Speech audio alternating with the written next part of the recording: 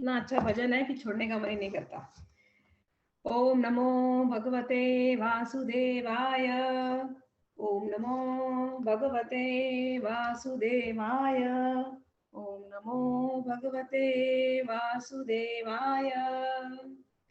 जन्मादियस्य यतो अन्वयात् इतरतश्चार्थेष्वभिज्ञस्वराट् तेने ब्रह्मनिधाय आदिकवये मूयन्ति यत्सूरयः। तेजो वारिमिदां यथा विनिमयो यत्र त्रिसर्गो अमृषा धाम्ना स्वेन सदा निरस्तकुहकं सत्यं परं धीमहि। धर्म प्रोचितकैतवो अत्र परमो निर्मत्सराणां सतां वेद्यं वास्तवमत्र वस्तु शिवदं तापत्रयो उन्मूलनम्। श्रीमद्भागवते महामुनिकृते किं वा परैरीश्वरः तद्योरित्यवरुध्यते यत्र कृतिभिः शुश्रूभिस्तक्षणात्। निगमकल्पत्रोगलितं फलं शुकमुखादमृतद्रवसंयुतं पिबत भागवतं रसं मालयं मुहुरहो रसिका भुवि भावुकाः।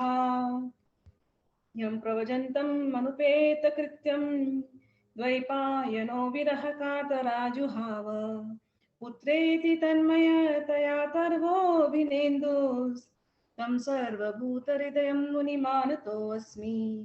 नारायणं नमस्कृत्य नरं चैव नरोत्तमं देवीं सरस्वतीं व्यासं ततो जयमुदीरयेत्। नष्टप्रायेषु अभद्रेषु नित्यं भागवत सेवया भगवती उत्तम श्लोके भक्तिर्भवती नैष्टिकी। Just give me a minute.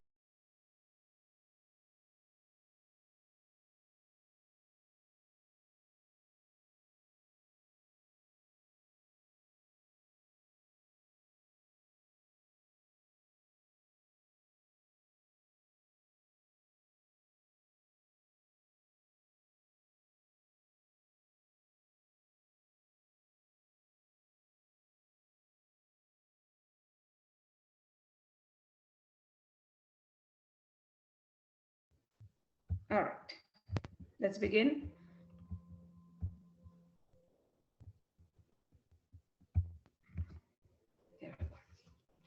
हम लोग नारद जी का संवाद हो चुका था। नारद जी वहां से निकल गए थे और उसके बाद सूत जी शौनक जी आपस में प्रश्नोत्तर चालू था उनका। शौनक जी के अंदर बहुत ही अच्छे श्रोता का गुण है कि वो बहुत प्रश्न करते हैं, क्योंकि अगर वो प्रश्न ना करें तो हमको कैसे पता चले क्या क्या हो। तो अच्छा जो श्रोता होता है, इन्होंने अपना खूब समय निकाला है, 1000 वर्षों तक का उन्होंने समय निकाला है कि 1000 वर्ष हम केवल इन्हीं बातों पर चर्चा करेंगे। तो वो एक एक प्रश्न करते जाते हैं, उन प्रश्नों की वजह से हमें एक एक उत्तर सूत जी देते जाते हैं। तो पिछली बार अब हम लोग 7th चैप्टर में पहुंच गए, प्रथम स्कंध, फर्स्ट कैंटो, चैप्टर 7, अश्वत्थामा द्वारा द्रौपदी के पुत्रों का मारा जाना। ये चैप्टर हम लोग करने वाले हैं। और अर्जुन के द्वारा अश्वत्थामा के मान का मर्दन, ये आज हम लोग करने वाले हैं। और उस पर जब हम चर्चा कर रहे थे पिछली बार, तो सूत जी बता रहे थे कि व्यास मुनि अपने शाम्य प्राश आसन पर आश्रम पर बैठे थे। शाम्य प्राश आश्रम जहाँ पर खूब ढेर सारे शमी के पेड़ हो, वहां पर व्यास जी बैठे थे और उसके पश्चिम तट पर बैठे हुए ध्यान लगा रहे थे। और ध्यान लगा करके उन्होंने क्या देखा? उन्होंने देखा ब्रह्म को देखा, उन्होंने माया को देखा, उन्होंने प्रकृति को देखा, जड़ प्रकृति और चेतन जीव, इनको देखा। और देखा कि ये सारे उसी ब्रह्म के, उसी भगवान के अंश है, लेकिन इनके बीच में माया का पर्दा है। इस माया की पर्दा से ये उस भगवान को देख नहीं पा रहे। और क्योंकि वो भगवान को नहीं देख पा रहे, भगवान से नहीं जुड़ पा रहे, इसीलिए ये दुख में फंसे हुए हैं। ये पूरा उन्होंने, कहते हैं कि पूरा फुल पिक्चर उन्होंने अपने ध्यान में देखा है। ये कोई ऑर्डिनरी बुक नहीं है कि कंपाइल की गई, समय बदला तो फिर कंपाइल किया, समय बदला तो फिर कंपाइल किया, नहीं। जो उन्होंने अपने तपस्या सिद्ध चित्त में जो देखा, उसकी पूरी शब्दानुक्रमिका उनके ध्यान में आई है, समाधि में आई है। और समाधि में आने के बाद उन्होंने उसको लिपिबद्ध किया है। तो ये उतना प्योर है। और जो उन्होंने देखा कि यदि जीव को भगवान श्री कृष्ण से प्रेम हो जाए, लिखा है यहाँ पर 7वां श्लोक, यस्याम वै श्रूयमाणायाम कृष्णे परम पुरुषे, ये जो संगीता इन्होंने लिखी है, इसका फल क्या होगा कि यदि किसी को भगवान, इसको सुनते सुनते भगवान श्री कृष्ण से प्रेम हो जाएगा, और भगवान कृष्ण से प्रेम होने से क्या हो जाता है, शोक मोह, शोक मोह भया पहा। मनुष्य क्यों तकलीफ में है? हर एक चीज से अटैचमेंट है, और या तो वो चीज छूट जाने का डर है, तो भय, और अगर एक बार छूट गई तो दुख। तो ये अटैचमेंट, ये मोह जो संसार के प्रति उसका हो गया है, जिसकी वजह से वो हमेशा दुख में रहता है, शोक में रहता है, भय में रहता है, इनसिक्योरिटी में रहता है, एंजाइटी में रहता है, ये अटैचमेंट उसका चेंज कर दिया जाए और उसको भगवान से जोड़ दिया जाए। एक बार भगवान से वो जुड़ जाएगा, भगवान कृष्ण से वो जुड़ जाएगा, तो उसके सारे भय समाप्त हो जाएंगे, उसके सारे ग्रीफ, शोक समाप्त हो जाएंगे। तो ये करने के लिए उन्होंने ये परमहंस संहिता लिखी। परमहंस संहिता लिखी और उसके बाद हम लोगों ने चर्चा की थी कि उन्हें लगा कि ये सिखाऊंगा किसको, इसके लिए कोई परमहंस कैटेगरी का ही कोई शिष्य मिलना चाहिए। अन्य जो उनके शिष्य थे, जयमिनी, पहल इत्यादि, वो लोग सब प्रवृत्ति मार्ग के थे। इसके लिए जैसा शिष्य चाहिए वो तो सुखदेव जी के अलावा कोई नहीं होगा, निवृत्ति मार्ग का होगा। तो उन्होंने सोचा कि इनके मन को कैसे आकर्षित किया जाए, जिससे ये भागवत उन्हीं को सिखाएं और वही उनको कहेंगे। तो सूत जी के भी मन में ये शौनक जी के मन में ये प्रश्न आया, और शौनक जी ने ये प्रश्न सूत जी को रखा था कि हे सूत जी, ये बताइए कि सुखदेव जी तो इतने विरक्त थे कि वो कहीं रुकने वालों में से नहीं है, उनको कोई बांध ले संभव नहीं है। तो ऐसे जो सुखदेव जी हैं, इन्होंने किस प्रकार जाकर के बैठ करके ये इस विशाल ग्रंथ का अभ्यास किया, कृपया इस पर आप जरा हमको कुछ ज्ञान दीजिए। तब सूत जी बोले थे, और जिस श्लोक पर हम रुके थे, 10वां श्लोक, आत्मा रामश्च मुनियो निर्ग्रंथापि क्रमे कुर्वन्त्यहितु किं भक्तिम् इत्थं भूत गुणो हरि। कह रहे हैं कि सूत जी की देखो, जो लोग ज्ञानी हैं उनकी अविद्या की गांठ निर्ग्रंथ हो जाते हैं, उनकी अविद्या की गांठ निकल गई है, और वो हमेशा अपने आत्मा में रमण करते हैं, ऑलवेज इन द सेल्फ। लेकिन जब भगवान के गुण उनको सुनाई दे जाए तो वो आत्मा में रमण करने के बाद भगवान के साथ वो जुड़ जाते हैं। आत्मा में रमण करने का अर्थ होता है वो उस निराकार जो स्वरूप है भगवान का, जो सर्वत्र फैला हुआ है, ब्रह्म स्वरूप जो है भगवान का, उस रूप में वो रहते हैं। और वही ब्रह्म स्वरूप जो आत्मा के रूप में हमारे हृदय के अंदर रहता है, वो उसके अंदर रमण करते हैं। लेकिन यही आत्मा आई कहां से? वो परमात्मा से आई, और वो परमात्मा जब साक्षात अवतार लेते हैं, तो जब साक्षात अवतार लेते हैं तो वो इतनी अच्छी अच्छी लीलाएं करते हैं कि ऐसे ऐसे परमहंस लोग जो हमेशा आत्मा में रमण करते हैं, उनकी भी दृष्टि खुलती है, कान खुलते हैं, और वो उनकी लीलाओं को सुनते हैं, भगवान की लीलाओं को सुनते हैं और उनकी तरफ आकर्षित हो जाते हैं। कहते इत्थम भूत गुणो हरि ही, कि भगवान के गुण ही, हरि के गुण ही ऐसे हैं जो मन को हरण करने वाले। हरि का अर्थ क्या होता है?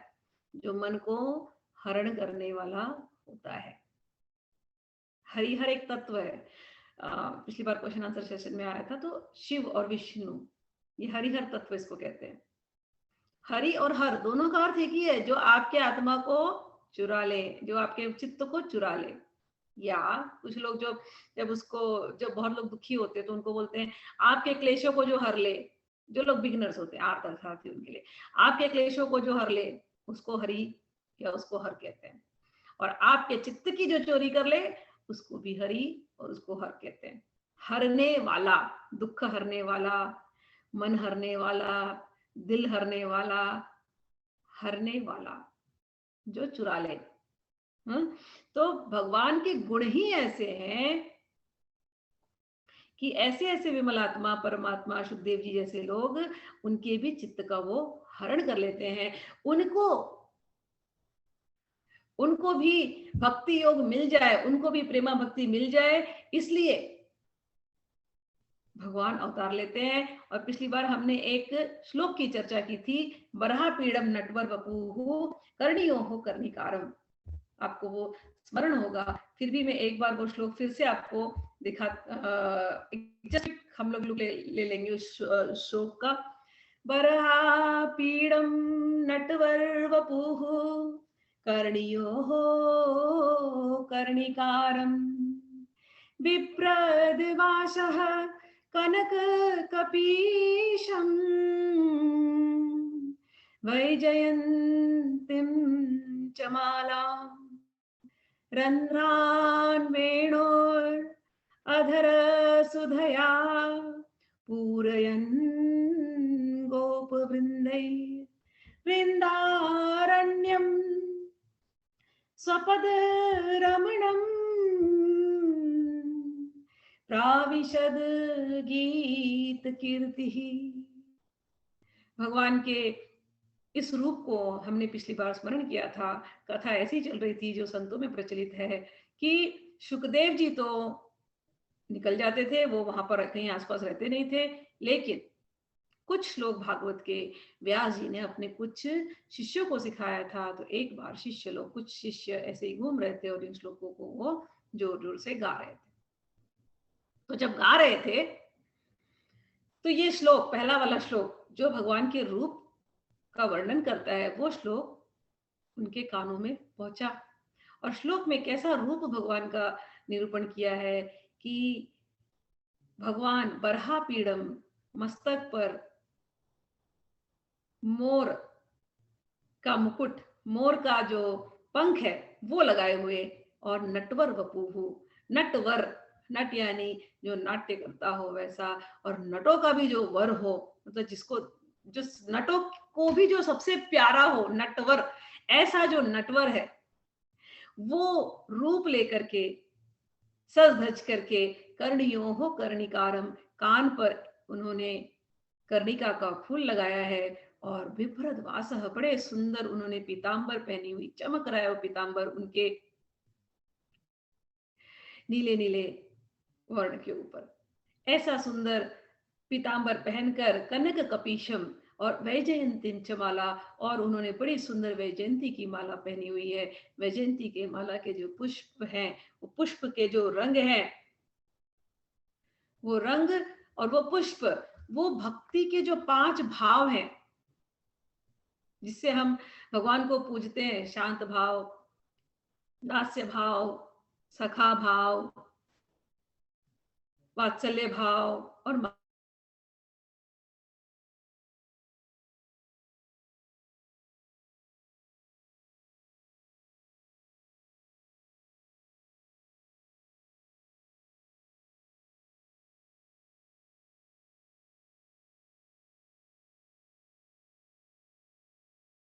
हमको वो छूता है। तो ऐसी माला पहने हुए, चमकते हुए नीले नीले भगवान की अंग कांति का जब स्मरण करो तो ऐसा कहते हैं जैसे एमरल्ड जैसा, या नीला, कोई नीले रंग की मणि हो, नीलमणि, ऐसा, इसमें से खूब रोशनी आ रही, ऐसा। और उसके ऊपर भगवान ने पीले रंग के, सुनहरे रंग के कपड़े पहन रखे हैं, तो वो इतना सुंदर वो दमक रहा है, दमकता होगा। और उसके ऊपर भगवान ने ये 5 रंग के फूलों की माला पहन के रखी है, और इतना सुंदर उनका वपू है, और कानों पर उन्होंने फूल लगाया हुआ है, मस्तक पर मयूर पिच्छ लगाया हुआ है, और ऐसा सुंदर रूप लेकर के, खाली रूप पर ही नहीं एंड हो जाता, रूप ही नहीं है, उन्होंने रंध्रान वेणुर, फिर बांसुरी लिए है अपने हाथ में, और बांसुरी लेकर के बजाते हुए ऐसी तान छेड़ी है, अधर सुधया पूरयन गोपविंदई, ऐसी सुंदर बांसुरी बजाई है कि सारे गोपों का मन अब उनकी तरफ आकर्षित हो गया है और वो बांसुरी बजाते हुए वो कहाँ आ रहे हैं, एंट्री मार रहे हैं। कहाँ कर रहे हैं एंट्री? वृंदारण्यम स्वपद रमणम प्राविशा गीत कीर्ति। और बांसुरी बजाते हुए, गोपों के मन को हरते हुए, गोपों के चित्त की चोरी करते हुए, गोपियों के चित्त की चोरी करते हुए, गायों के चित्त की चोरी करते हुए, वृंदावन के पशु पक्षी वृक्ष सब के मन को अपनी तरफ आकर्षित करते हुए, वेणु बजाते हुए ये सुंदर श्याम सुंदर श्री कृष्ण वृंदावन के अंदर आते हैं। और स्वपद रमणम, ये वृंदावन इतना इनको प्रिय है कि यहाँ पर वो नंगे पैर चलते हैं। तो ऐसे स्वपद रमणम, वैकुंठ से भी ज्यादा प्रिय इनको वृंदावन है। ऐसे वृंदावन में गोपों से घिरे हुए, ग्वाल बालों से घिरे हुए, गोपियों से घिरे हुए, गायों से घिरे हुए सुंदर अपना ये बपू लेकर के वृंदावन में प्राविशाद गीत कीर्ति ही ये घुसते हैं। और सारे गोप जन, गोपियां, ग्वाल बाल, वृंदावन वासी सब इनको देखते हैं और इनकी जय जयकार करके इनको बखानते हुए सुंदर सुंदर गीत गाते हैं। प्राविशाद गीत कीर्ति, ऐसे रूप का जब इस श्लोक से वर्णन हुआ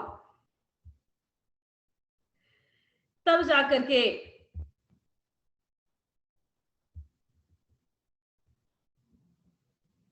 सुखदेव जी का जो है ध्यान टूटा। अब सुखदेव जी का जब ध्यान टूटा तब उनको लगा कि इतना सुंदर वर्णन, ये किसका वर्णन है? तो जाकर के उनको पकड़ा, जो गा रहे थे शिष्य लोग, पूछा किसका है? तो उन्होंने बोला ये तो भगवान श्री कृष्ण का है। तो इनके मन में आया कि भगवान श्री कृष्ण इतने सुंदर है, जितने सुंदर है बोल तो रहे ठीक है, लेकिन कई बार कुछ लोग बड़े सुंदर होते हैं, लेकिन इतनी सुंदरता होने के बावजूद क्या उनके अंदर गुण भी वैसे होते हैं?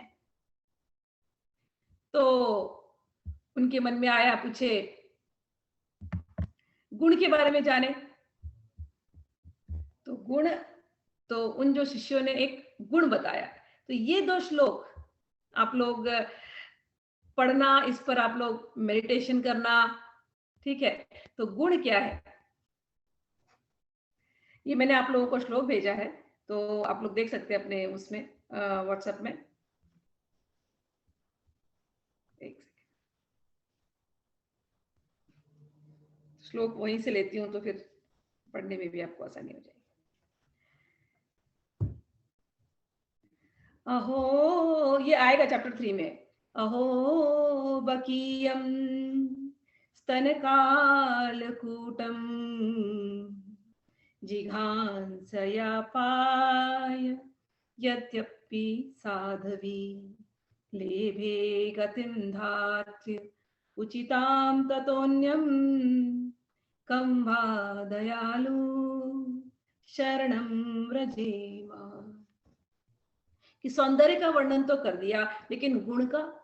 तो जब इन साधुओं ने ये श्लोक सुनाया, अहो बकीयम स्तनकालकूटम जिघांसया पाय यद अप्य साध्वी, कि पूतना, बकी का यहाँ है, ये बकी से अर्थ है पूतना, कि क्या इनके गुण के बारे में कहा जाए कि पूतना जो कि अपने स्तन पर उसने विष लगा करके आई थी, वो पूतना की कहानी हम सबको पता है, विष लगा करके आई थी भगवान श्री कृष्ण को मारने के लिए। ऐसी वो असाध्वी थी, असाध्वी। ऐसे उसके भाव थे, इतने क्रूर भाव थे कि एक छोटे से बच्चे को वो मार देना चाहती थी। स्तनकालकूटम, अपने स्तन पर जहर लगा करके आई मारने के लिए। लेकिन भगवान की इतनी दयालुता है कि भगवान जब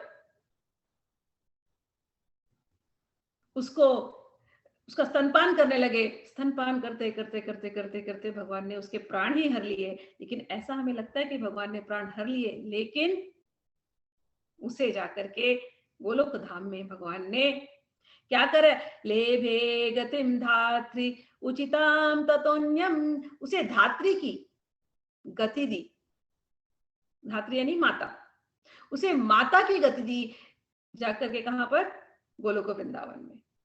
इतने तो ये दयालु हैं कि कोई इनके पास इस तरीके के साथ, इन्होंने प्रॉमिस किया है भगवान ने, आपको याद है गीता की प्रॉमिस, कि कोई मुझे याद करते हुए स्मरण करके मुझे यदि मरता है तो मैं उसे मुक्ति देता ही देता हूं, चाहे वो कोई भी भाव में हो, कोई भी भाव में हो।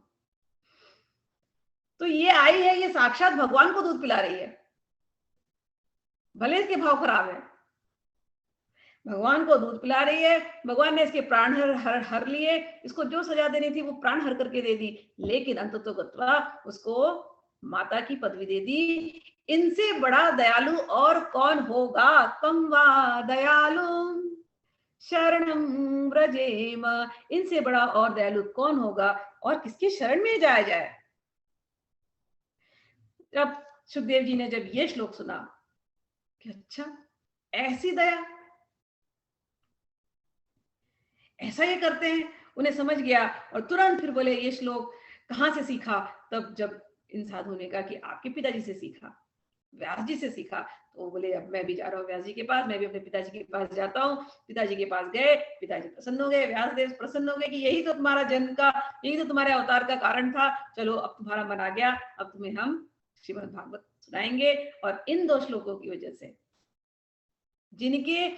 जिनको रूप रस गंध स्पर्श शब्द से कोई लेना देना नहीं था, जो सुखदेव जी को अनटच्ड, कंप्लीटली अनटच्ड, जिनका मन कभी किसी कुसंस्कार में आया ही नहीं, जो कभी संसार की किसी एक चीज में दृष्टि ही नहीं गई, जिनकी आंखें थी लेकिन आंखें होकर के भी दृष्टि नहीं जाना। कई बार हम बहुत भीड़ में रहते हैं, आंखें सब कुछ देखती है लेकिन हम नहीं पहचानते किसी को ना, ऐसा होता है ना। कई बार हम बहुत सोच में रहते हैं, गहरी सोच में रहते हैं। स्टूडेंट्स लोग होते हैं, पढ़ रहे आजू बाजू भीड़ होती है, लेकिन उनका ध्यान पूरा पढ़ाई में, तो उनको आजू बाजू कुछ नहीं दिखाई दे रहा। ऐसा होता है कई बार, सबके साथ होता है जीवन में। जिस चीज में हमें बहुत, अगर हम कॉन्सेंट्रेट हो जाए तो बाकी के आजू बाजू के सब शोरगुल खत्म हो जाता है। तो ये परमहंस सुखदेव, ये तो हमेशा आत्मा में ही रहने वाले, आत्मा के अंदर ही डूबे रहने वाले। इनको आंखें खुली हो या कान खुला हो, इनको संसार की किसी वार्ता में कोई इंटरेस्ट नहीं, इनको किसी रूप में कोई ये नहीं, इतने शुद्ध। तो इनको भी अब इनका शरीर ऐसा दे दिया, तो इनके शरीर से कुछ तो बड़ा काम होना है, इनके से बड़ा काम होना है। तो इनके भी मन को आकर्षण करने के लिए भगवान ने ऐसा रूप धारण किया है, ऐसे ऐसे गुण, ऐसे ऐसे लीलाएं की हैं। और उन लीला गुणों को सुनकर के, तो यहाँ पर लिखा है इत्थम भूत गुणो हरि ही, भगवान के गुण, गुण यानी रस्सी, भगवान के लीलाओं की ऐसी जो बोलते हैं ना प्रेम की रस्सी, प्रेम की रस्सी से भक्त बच नहीं पाते, भगवान उनके मन को हर लेते हैं। अच्छा, तो हरेर गुणाक्षिप्त अतिर भगवान बादरायणी ही अध्य गान महदाख्यानम नित्यम विष्णु जनप्रिय। भगवान श्री फिर सुखदेव जी तो भगवान के भक्तों के अत्यंत प्रिय और स्वयं भगवान वेदव्यास के पुत्र हैं। भगवान के गुणों ने उनके हृदय को अपनी ओर खींच लिया और उन्होंने उसे विवश होकर इस विशाल ग्रंथ का अध्ययन किया। अब सूत जी कहते हैं मैं तुम्हें परीक्षित जी के जन्म का, कर्म, मोक्ष तथा पांडवों के स्वर्गारोहण की कथा कहता हूं, क्योंकि यहाँ पर लिखते हैं क्योंकि इन्हीं से भगवान श्री कृष्ण के कथाओं का उदय होता है। लिखते हैं 12वें श्लोक में, संस्थाम च पांडुपुत्राणाम वक्षये कृष्ण कथोदयम।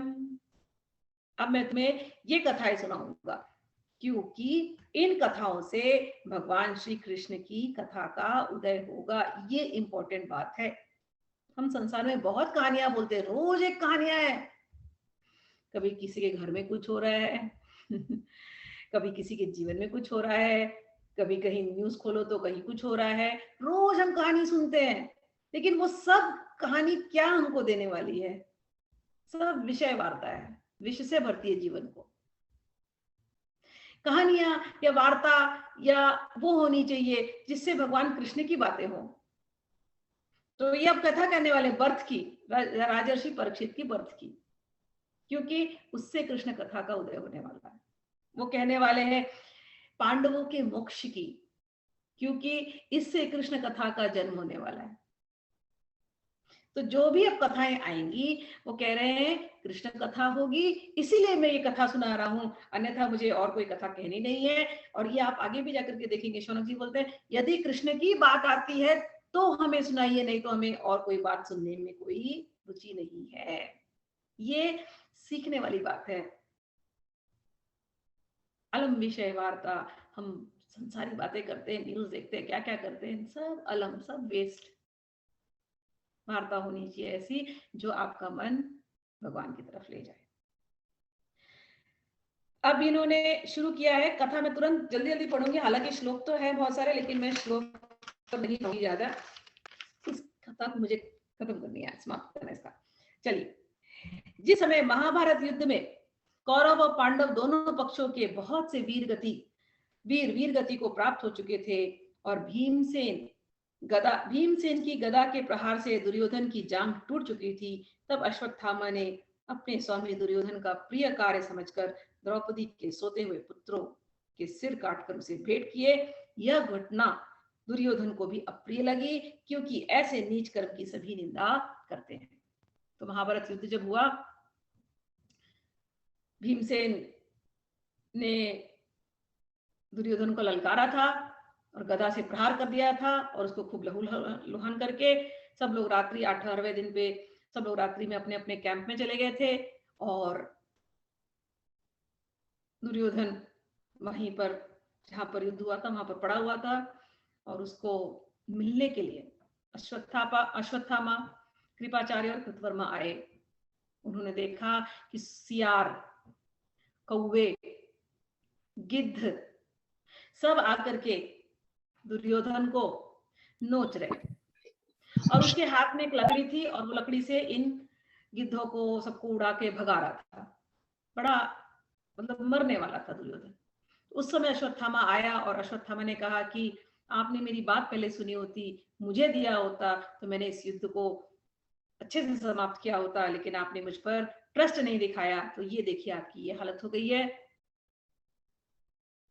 तो दुर्योधन ने कहा मैं अभी भी राजा हूं, मैं अभी भी मरा नहीं हूं, जाओ जा करके पांडवों को अब भी मार दो, मैं तुम्हें ऑर्डर करता हूं, अब मैं तुम्हें सेनापति नियुक्त करता हूं, जाओ उन पांडवों को मार करके आओ। अगर मैं जिंदा रहा तो आधा राज्य तुम्हें दे दूंगा, और अगर मैं मर गया इसी बीच तो पूरा राज्य तुम्हारा, जाओ मैं अभी भी तुमको आदेश देता हूं। तो अश्वत्थामा ने डिसाइड कर लिया कि मैं मार दूंगा। अश्वत्थामा ने दिन में एक सीन देखा था कि एक उल्लू को दिन में नहीं दिखाई देता, तो दिन के समय पे 5-6 कौवे उसके पीछे पड़े थे, उल्लू के पीछे, और बेचारा कैसे भी उसने अपने प्राण को बचाया है दिन के समय। रात्रि के समय उस उल्लू को याद आया कि इन कौवों ने मुझे परेशान किया था, उसने कौवे ने कहीं घोंसला था, उनके अंडों के पास गया और उस अंडों को उसने रात्रि को जाकर के उल्लू ने मार दिया। तो अश्वत्थामा ने उल्लू से सीखा, उल्लू को अपना गुरु बना लिया, कहा कि ऐसे ही जाकर के मैं इन पांडवों को मारूंगा, रात्रि के समय जाकर के इनको मारूंगा।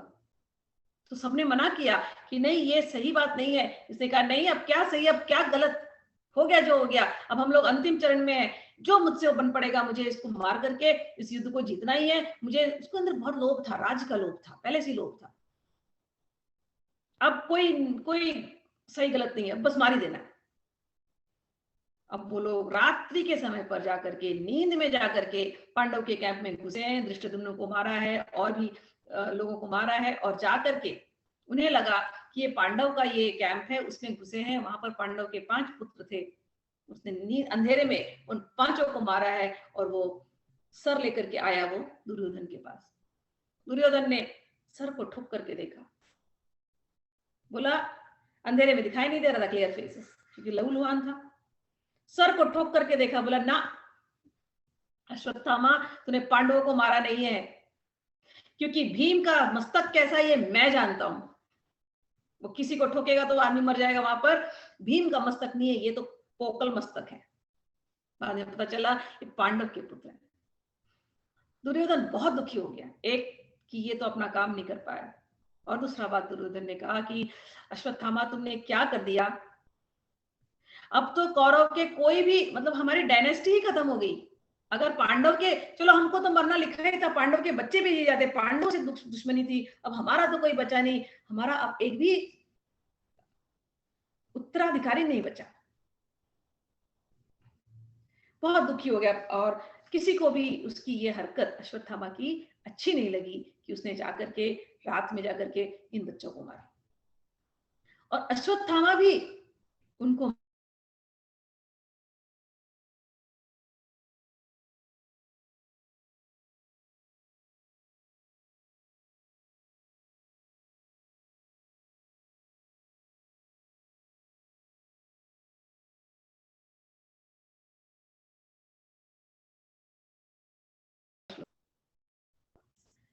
जब ये कैंप में ये बात पता चली, अर्जुन आए भगवान के साथ, द्रौपदी आई, द्रौपदी ने अपने पांचों बच्चों को मरा हुआ देखा, द्रौपदी रोने लगी, जोर जोर से बिलख बिलख के रोने लगी। और अर्जुन ने प्रतिज्ञा ली कि कल्याणी, मैं तुम्हारे आंसू तब पोंछूंगा जब उस आतताई को, उस ब्राह्मण धम को, उसके सिर को मैं अपने गांडीव से काट करके तुम्हें भेंट करूंगा और तुम्हारे पुत्रों की अंत्येष्टि करूंगा। हे कल्याणी, हे द्रौपदी, तुम रो मत, मैं अभी जाता हूं। और उन्होंने भगवान को फिर से, भगवान को कहा कि मुझे ले चलिए। रथ पे बैठे दोनों जन, और दोनों जन अश्वत्थामा के पीछे भागे। अश्वत्थामा ने दूर से देखा, अश्वत्थामा वैसे ही घबराया हुआ था। जब पाप सर चढ़ जाता है ना, तो आदमी बच नहीं सकता, भयंकर पाप किया इसने। तो यहाँ वहां भागने लगा कि मैं बच जाऊं, कहीं से बच जाऊं। दूर से जब इन दोनों को आते हुए देखा, इसके समझ में कुछ आया नहीं, तो इसने ब्रह्मास्त्र सीखा था, ब्रह्मास्त्र अपने पिताजी से सीखा था, इसने ब्रह्मास्त्र का उपयोग कर दिया, न्यूक्लियर एरो। जब वो ब्रह्मास्त्र तेजी से आया, ब्रह्मास्त्र लास्ट विकल्प होता है, ब्रह्मास्त्र किसी के ऊपर छोड़ते नहीं है। जब उसने ब्रह्मास्त्र छोड़ दिया इनके ऊपर, तब अर्जुन के समझ में नहीं आया अब क्या करूं। अर्जुन ने फिर कहा, अर्जुन ने भगवान कृष्ण की तरफ देखा और प्रार्थना की। अर्जुन उवाच कृष्ण कृष्ण महाभाहो भक्तानां भयंकर। ये श्लोक नंबर 22 है चैप्टर 11 का। कृष्ण कृष्ण महाबाहो भक्तानां भयंकर त्वमेको दह्यमानानाम् अपवर्गोऽसि संस्मृतेः त्वमाद्यः पुरुषः साक्षात् ईश्वरे प्रकृते परः मायां युधस्य चिच्छक्त्या कैवल्ये स्थित आत्मनि स एव जीवलोकस्य माया मोहित चेतसः विधत्से स्वेन वीर्येण श्रेयो धर्मादिलक्षणम् तथा यचावतारस्ते भुवो भारजिहीर्षया स्वानां चानन्य भावानां अनुध्यानाय चास्कृत किमिदं स्वित्कुतो वेति देवदेव न विदाम्यहम् सर्वतो मुखमायाति तेजः परमा दारुणम्। अर्जुन भगवान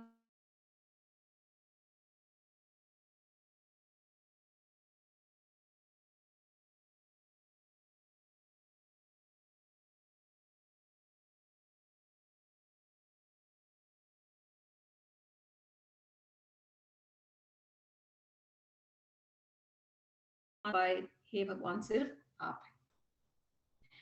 आप ही प्रकृति में, फिर से रिपीट कर देती हूँ, जो संसार की धधकती हुई आग में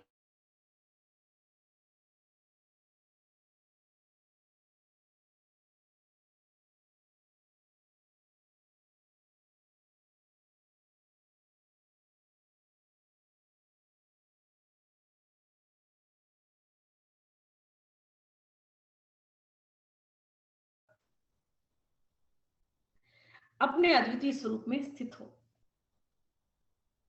वहीं तुम अपने प्रभाव से माया मोहित जीवों के लिए धर्मादि रूप कल्याण का विधान करते हो। तुम्हारा यह अवतार पृथ्वी का भार हरण करने के लिए हुआ है। अर्जुन उनको भार हरण करने की याद दिला रहा है कि हे भगवान, तुम मेरे साथ हो। यहाँ पर मुझ पर अब भारी विपदा आ गई है।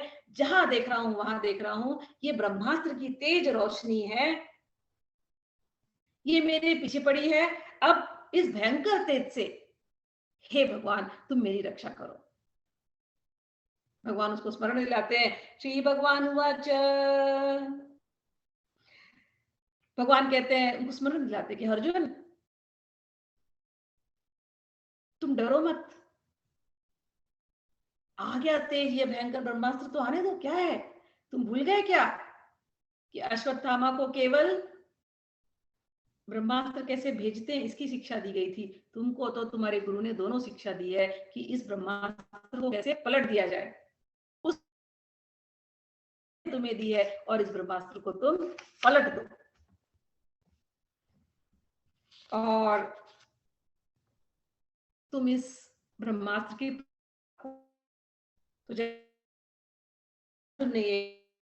और उस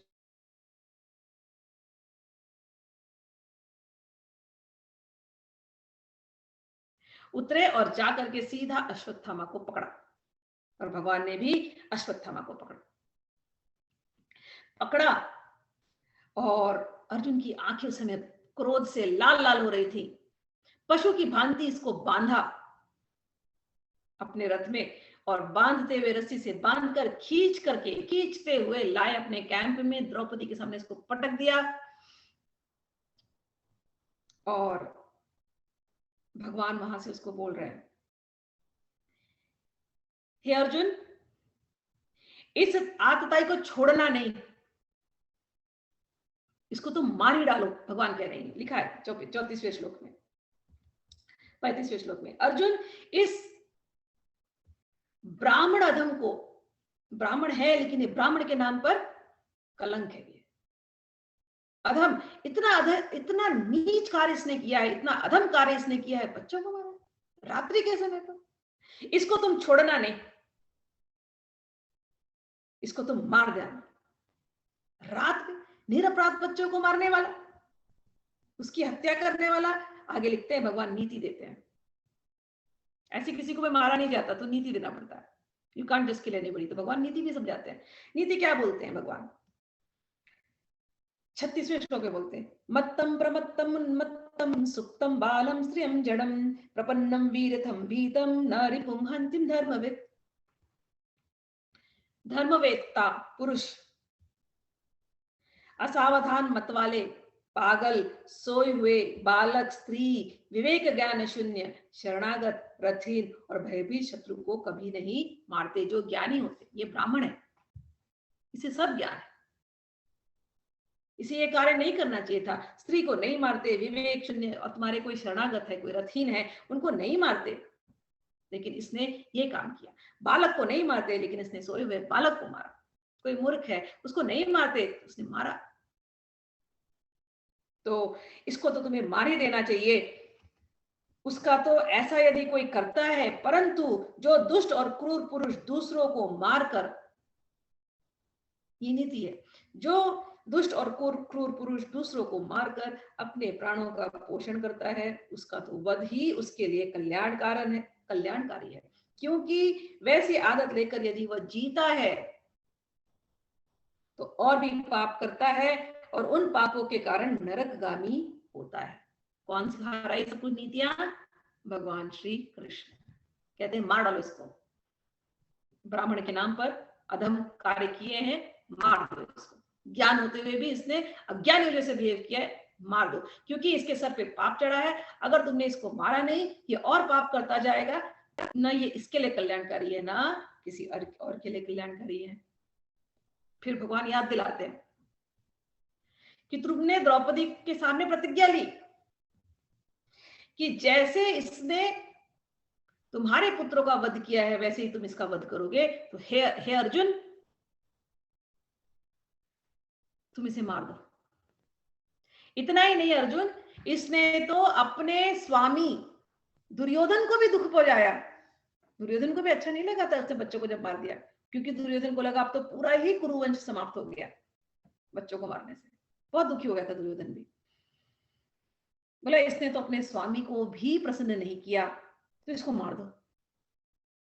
और व्यास जी जब लिखते हैं तो उसमें एक शब्द लिखा है यहाँ पर, और सूत जी जब कह रहे हैं 40वां श्लोक बहुत इंपॉर्टेंट, उसमें एक उन्होंने एक अच्छी बात कही, एवं परीक्षता धर्मम पार्थः कृष्णेन चोदितः नैच्छद्धन्तुं गुरुसुतं यद्यप आत्महन् महान। एवं परीक्षिता धर्मम, भगवान ये सब बोले जा रहे हैं तो आदमी कोई भी एकदम अभी पंप अप हो जाएगा, हाँ मुझे तो मार ही देना चाहिए इसको। लेकिन भगवान उस समय पर अर्जुन की परीक्षा ले रहे थे, उसके धर्म की परीक्षा ले रहे थे। एवं परीक्षता धर्मम, भगवान श्री कृष्ण अर्जुन के धर्म की परीक्षा लेने के लिए इस प्रकार की प्रेरणा की, परंतु अर्जुन का हृदय महान था। अर्जुन समझ गए ये क्या बोले जा रहे।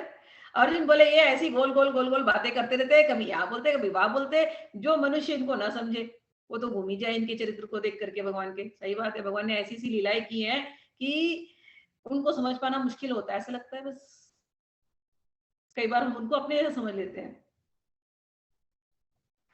बड़ा मुश्किल है भगवान को समझ पाना।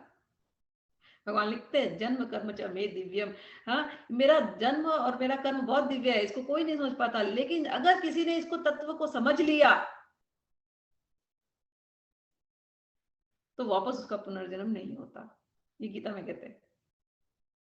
तो अर्जुन को बोले जा रहे हैं सब कुछ, तो अर्जुन तो अभी अच्छा अच्छा शिष्य बन चुका था, और अर्जुन तो अच्छा मित्र था। अर्जुन तो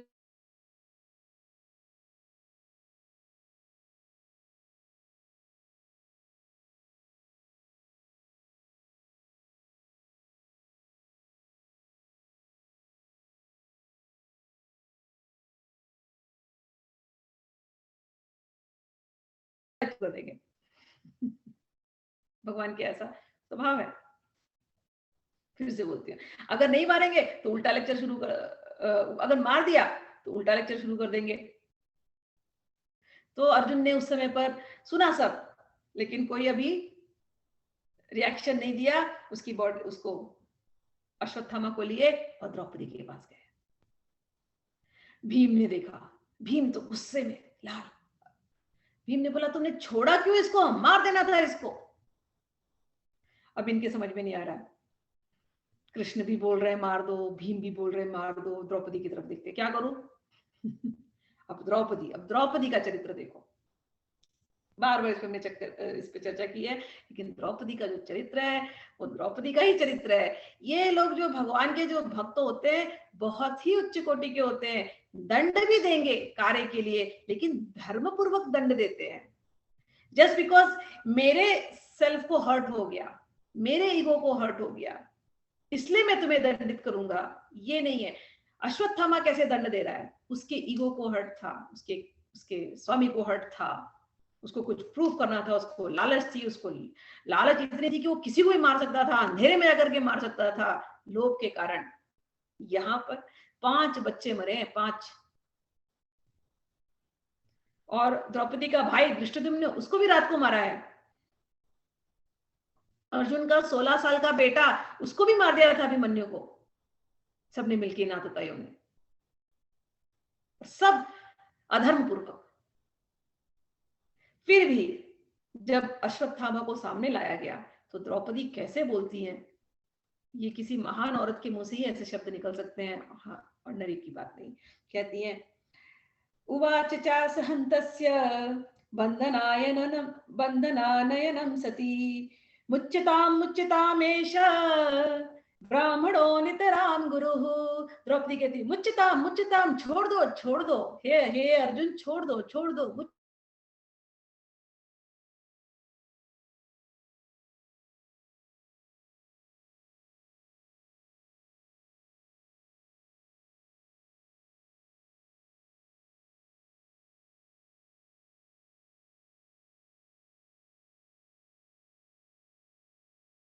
मारने वाला सामने है, मुच्यता स्मिता जी, मुच्यताम अर्जुन। मुच्यता मतलब मैंने कह रहे कि छोड़ दो अर्जुन, इसको छोड़ दो।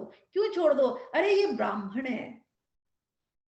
इतना ही नहीं है, ये गुरु पुत्र है। गुरु पुत्र गुरु होता है। जिस स्त्री के 5 पुत्र मर गए हैं और मारने वाला उसके सामने खड़ा है, गुस्सा उसको इतना था। उस समय पर जब उसको बंधा हुआ देखती है, उसका हृदय पिघल जाता है द्रौपदी का, और उसको अपना धर्म याद आता है। अधर्मता पूर्वक, इसके बावजूद वो अधर्म पूर्वक कार्य नहीं करना चाहती, न अपने पति को करने देना चाहती है। यहाँ पर द्रौपदी को सती कहा गया। सती, सती कौन? जिसने सत्यवान को यम के मुख से निकाल लाया था ना। जो अपने पति को अधर्म के रास्ते से बचा ले, वो सती। अर्जुन के हाथों अधर्म नहीं होना चाहिए। मारा तो है इसने, ब्राह्मण ने, सही बात है, लेकिन इसके हाथों से अधर्म नहीं होना चाहिए। इनकी हत्या नहीं होनी चाहिए।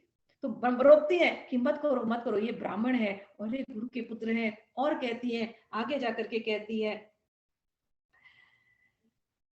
तद्धर्मज्ञ महाभाग स एष भगवान द्रोणः प्रजारूपेण वर्तते तस्यात्मनो वर्धम पत्न्यास्ते नान्वगाद्वीर सुकृपिः।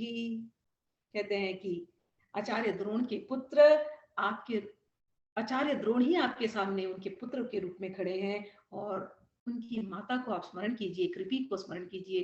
कृपी कितनी दुखी हो जाएंगी, क्योंकि कृपी का उनका एक पति तो द्रोणाचार्य तो चले गए, अब उनका केवल एक पुत्र अश्वत्थामा ही उनका सहारा है। मेरे तो 5 पुत्र हैं, मैं छत्राणी हूं। युद्ध में मरना, मेरे अपने मर गए, ये झेलने की मुझे आदत है। मैं छत्राणी हूं, मुझे क्षत्रियों के अंदर है ये गुण। लेकिन ब्राह्मणी, जिसका केवल एक पति था और एक पुत्र है, पति चला गया, अब केवल एक पुत्र रह गया। अगर एक पुत्र भी चला जाएगा तो वो इस दर्द को कैसे सहेगी? आप सोच सकते हैं कितना महान हृदय है ये? सोच सकते हैं? कभी आप अपने आप को द्रौपदी की जगह पे खड़ा होकर के देखना, तब उसकी भावनाओं को, उसके ये उच्च जो ये है उसके अंदर ये गुण, उसको आप देख पाएंगे। बोलती नहीं, इनको मत मारिए, ये आपके गुरु के पुत्र हैं, ये ब्राह्मण है। इनकी माता को, आपकी गुरु माता को बहुत दर्द होगा इनको मारने से, तो ऐसा आप मत कीजिए। लिखती है, मारोदिदस्य जननी गौतमी पति देवता यथाहं मृतवत्सार्ता रोदिम्य सुमुखी मुहुः। जैसे अपने बच्चों के मर जाने से मैं दुखी होकर रो रही हूँ और मेरी आंखों से बार बार आंसू निकल रहे हैं, वैसे ही इनकी माता पतिव्रता गौतमी न रोए।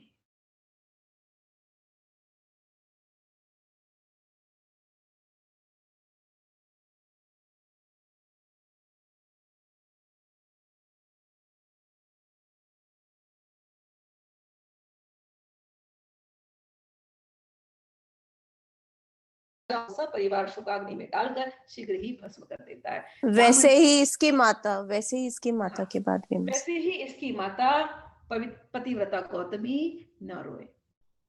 क्षत्रिय का धर्म है ब्राह्मण की रक्षा करना, गायों की रक्षा करना।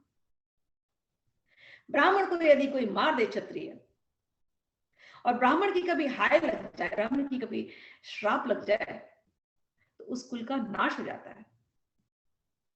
संतों का हाय लग जाए, उस कुल का नाश हो जाता है। साधुओं की हाय लग जाए, उस कुल का नाश हो जाता है। तो ये भले हमें धर्म का पालन करना चाहिए। हम क्षत्रिय हैं, हम राजा लोग हैं, हमारा धर्म है कि हम अपनी प्रजा का पालन करें। दंड देना है, लेकिन ब्राह्मण की हत्या ये क्षत्रिय नहीं करेंगे। जो अच्छे क्षत्रिय होते हैं, ब्राह्मण का रक्षण करना ये हमारा धर्म है। ब्राह्मण को मारना हमारा धर्म नहीं है। इसलिए हे अर्जुन, अपने धर्म का नाश मत करो। इसको सजा देने में अपने धर्म का नाश मत करो, सजा तो इसको देनी है। फिर सूत जी ने कहा, शौनक आदि ऋषियों, द्रौपदी की बात धर्म और न्याय के अनुकूल थी। उसमें कपट नहीं था, करुणा थी और समता, समभाव था। अतएव राजा युधिष्ठिर ने रानी के इन हित भरे श्रेष्ठ वचनों का अभिनंदन किया। साथ ही नकुल, सहदेव, सात्यकी, अर्जुन, स्वयं श्री भगवान कृष्ण और वहां उपस्थित सभी नर नारियों ने द्रौपदी की बात का समर्थन किया। उस समय क्रोधित होकर भीमसेन ने कहा, जिसने सोते हुए बच्चों को न अपने लिए न अपने स्वामी के लिए बल्कि व्यर्थ ही मार डाला, उसका तो वध ही उत्तम है। भगवान श्री कृष्ण ने द्रौपदी और भीमसेन दोनों की बात सुनी और अर्जुन को देखकर हंसते हुए कहा, भगवान ने अब बराबर, भगवान टेस्ट लेते रहते हैं, तो भगवान ने एक तरफ तो भगवान ने बोला मार डालो मार डालो, द्रौपदी बोलती नहीं मारो नहीं मारो, भीम बोलता है मार डालो मार ही देना। अब अर्जुन ने सोचा क्या करना है, भगवान ने फिर मुस्कुरा के देखा, बोलो क्या करोगे। तो भगवान ने बोला, भगवान ने फिर आए, भगवान ने इशारे में बात कही कि ये बात तो सच है कि यदि ब्राह्मण गिर भी गया है तो भी उसका वध नहीं करना चाहिए, पतित ब्राह्मण का वध नहीं करना चाहिए, लेकिन आतताई को मार डालना चाहिए। जिसने जो इस प्रकार से आतताई है उसको मार डालना चाहिए। तो दोनों बात कहते हैं शास्त्रों में यही दोनों बातें कही गई हैं। इसलिए मेरी इन दोनों आज्ञा का पालन करो। तुमने द्रौपदी को सांत्वना देने के लिए कहा था, जो प्रतिज्ञा ली थी उसको भी सत्य करो, और भीमसेन और द्रौपदी और मैंने जो कहा उसको भी सत्य करो।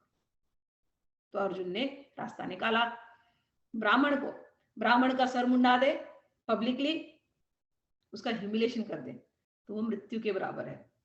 ब्राह्मण को ज्ञानी होते हैं, ब्राह्मण संत महात्मा है ना, तो महात्मा लोग जो होते हैं, ब्राह्मण लोग जो होते हैं, ज्ञान, उनके ज्ञान की वजह से उनका रिस्पेक्ट होता है पूरी सोसाइटी में, और उसके रिस्पेक्ट को ही निकाल दो, उसके ऑनर को ही निकाल दो तो जीते जी वो मृत्यु के बराबर है। तो अर्जुन ने सर मुड़ा देना, ठीक है, और सर मुड़ाने से और उनका जो धन है ब्राह्मण का वो छीन ले, उनसे ले ले उनको नो, और उनको निकाल दे, देश निकाला दे दे, उस जगह से निकाल दे। उनका अपमान जब हो जाता है ये दंड के स्वरूप में, उनका अपमान कर देंगे तो उनको दंड मिल गया और वो जीते जी मृत्यु के बराबर रहते हैं। तो तुमने वध भी कर दिया जो करना था, और अपमान भी कर दिया, और तुम्हारे जो आतताई को जो पनिशमेंट देना था वो तुमने दे दिया। तो अर्जुन ने क्या कहा, सूत जी कहते हैं, अर्जुन ने भगवान के हृदय की बात तुरंत ताड़ गए और उन्होंने अपने तलवार से अश्वत्थामा के सिर की मणि उसके बालों के साथ उतार दी। बालकों की हत्या करने से वह श्रीहीन तो हो ही गया था, अब मणि और ब्रह्म तेज से भी रहित हो गया। इसके बाद उन्होंने रस्सी का बंधन खोलकर उसे शिविर से बाहर निकाल दिया। तो ऐसे जो ब्राह्मण होते हैं उनको फिजिकली न मार के इनडायरेक्टली मार दिया, पनिशमेंट भी दिया, मुड़ देना मतलब सर मुड़ा देना, धन छीनना और स्थान से बाहर निकाल देना, यही ब्राह्मण अधमों का वध है। उनके लिए इससे भिन्न शारीरिक वध का विधान नहीं है। पुत्रों की मृत्यु से द्रौपदी और पांडव सभी शोकातुर हो रहे थे।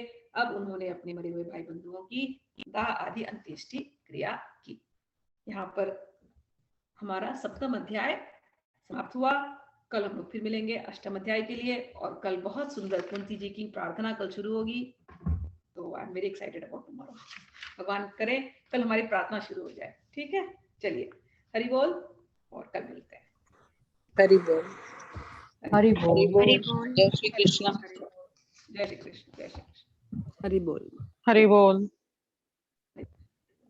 राधे राधे, हरि बोल। राधे राधे, हरि बोल, हरि बोल।